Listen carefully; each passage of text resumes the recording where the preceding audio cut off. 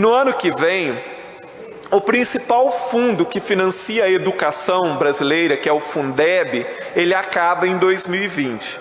Então ele precisa ser renovado, melhorado ou criar-se algo para colocar no lugar dele, sob pena da educação e a bancarrota de vez no Brasil se o Fundeb for extinto. Ele é hoje, como eu estou dizendo, o principal fundo de financiamento da educação pública brasileira. E pouco tem se falado sobre isso. Mas eu achei curioso que hoje no jornal O Estadão tem um artigo do ex-governador Paulo Artung falando sobre essa questão do Fundeb. E no artigo ele fala da imensa importância da educação para a sociedade, não sei mais o que, etc, etc. O artigo em si é muito bom, a preocupação dele com o Fundeb é muito válida.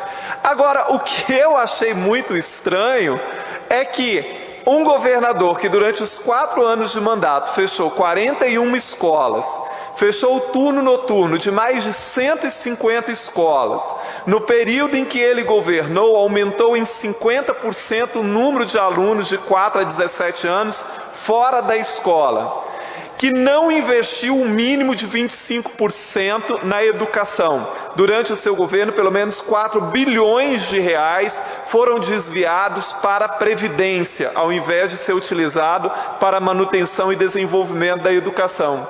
E aí, ao terminar de ler o artigo, eu fiquei pensando, como é fácil uma pessoa criar a imagem do grande gestor e do preocupado com a educação para o resto do país, quando não se conhece o que ele fez aqui no estado do Espírito Santo, o quanto ele castigou a educação do estado do Espírito Santo. Hoje nós temos pelo menos 14 municípios do estado que não têm educação noturna, nem ensino regular, nem EJA. Ou seja, para onde foram esses alunos? Porque quem estuda à noite não estuda por opção, estuda por falta de opção. Então, quando se fechou o turno noturno, por exemplo, da escola de Água Branca, de Itarana, de Itaguaçu, de Dores do Rio Preto, de Divino São Lourenço, para onde esses jovens foram? Grande parte não foi para lugar nenhum, foi expulso da escola. Então é muito fácil hoje criar mitos no Brasil, né? Criar com dinheiro e com auxílio, né, da grande mídia, o papel de grande gestor, do preocupado com a educação, daquele preocupado com a história e o futuro do país, quando não se conhece o que aconteceu aqui. Porque isso deveria ser visto. Foi curioso que na semana passada também o jornal, um dos grandes jornais aqui do estado, publicou uma matéria falando que o governo de São Paulo, apesar de todas as recomendações e da liminar concedida por um ministro do STF, que o governo de São Paulo continuava não cumprindo o mínimo de 25% e usando parte desse dinheiro para a Previdência.